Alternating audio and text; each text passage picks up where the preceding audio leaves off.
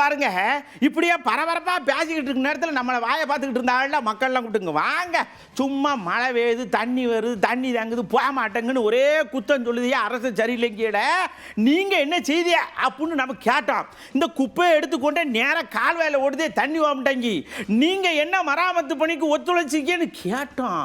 ஒரு தம்பியெல்லாம் பயங்கரமாக கோவப்பட்டு பேசிவிட்டா. அப்படி மழைக்காலங்களில் வந்து நீர்நிலைகளை பற்றி நம்ம பேசணும்னா அரசை மட்டும் நம்ம குறை சொல்லக்கூடாது, நம்மளும் சேஃப்டியாக இருக்கணும். இந்த சாக்கடைகளில் வந்து தேவையில்லாத இந்த பிளாஸ்டிக் கழிவுகள் பாட்டில்கள் எல்லாம் போட்டு அடைக்கிறதுனால தான் மழை நீர் வந்து அதிகப்படியாக வரும்போது வெளியே வந்துடுது. கழிவு நீரோட மழை நீர் வந்து கழிவு நீரோட கலக்கிறது, அந்த மாதிரியெல்லாம் இருக்குது.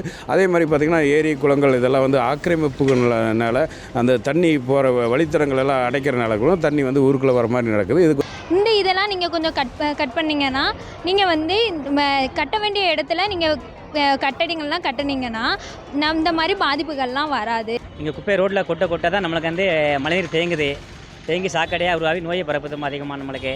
அதனால் அரசு வந்து நல்லபடியாக தான் செஞ்சுட்டு இருக்கு மக்களுக்கு.